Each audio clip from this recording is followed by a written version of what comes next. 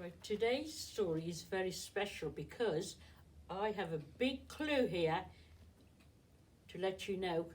What do you think my story is going to be about today? Isn't she beautiful? She is a mermaid. So, Mrs. Patel's story today is called Little Mermaid by Anna Bowlers, and the illustrator is Kaskia Noveskia.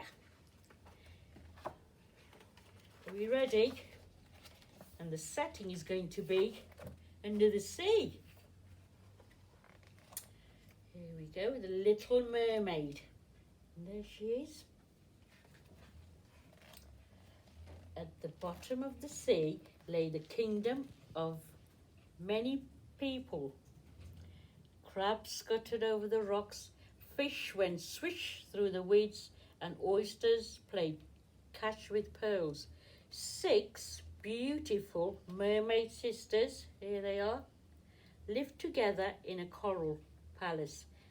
They hung bells from their tails and wore shells into their hair. But the youngest little mermaid was not interested in shells and bells. She sat around getting bored. There she is, all alone. I wonder what's on the surface, she thought. The youngest mermaid swam up to find out. The sky was wide and bright, and seagulls called. Right in front of the little mermaid was a ship. Happy birthday, Prince Nathan! On board ship, humans were laughing and dancing. They looked so happy. A storm was coming, but nobody on the ship seemed to notice. The little mermaid shouted and waved. Look out!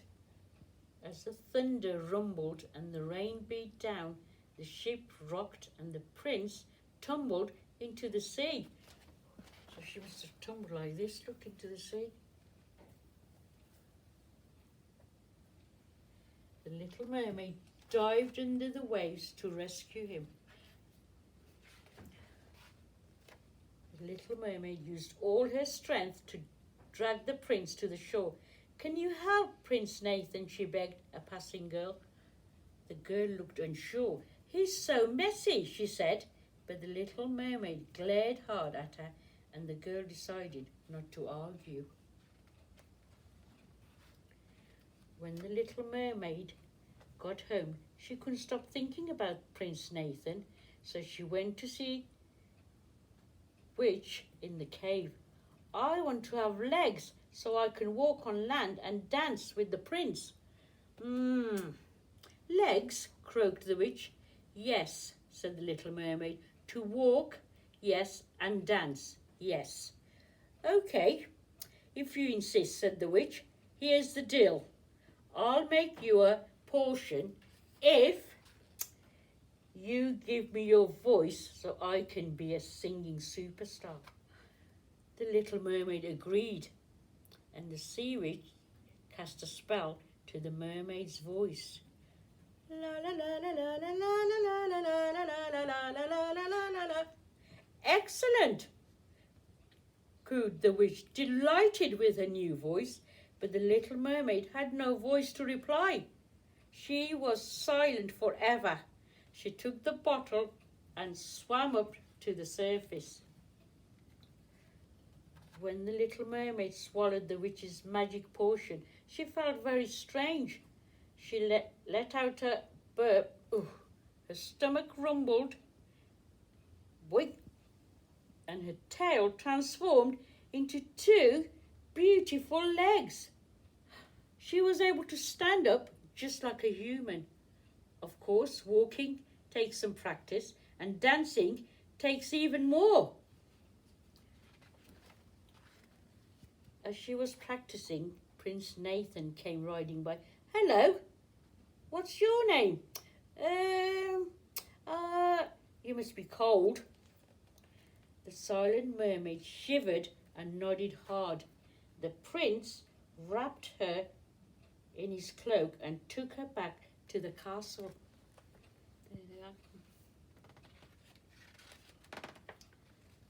The prince and the mermaid became friends. They spent every moment together, walking, riding, and dancing. The little mermaid was completely in love. One day, the king called his son to him. "It's time for you to get married," he said. "The queen of Beyondia has a daughter." "What's she like, father?" asked the prince.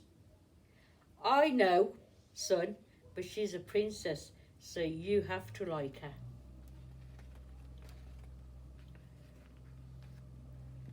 Prince always marries princesses, explained Prince. Nathan to the little mermaid, "It's just how things are. When the prince met the princess, things got even worse for the little mermaid. You're a girl who looked after me when I was shipwrecked. How could I not marry you?" The little mermaid sat on the rock and cried. She was heartbroken. If I'd had a voice, she might have said something rather rude.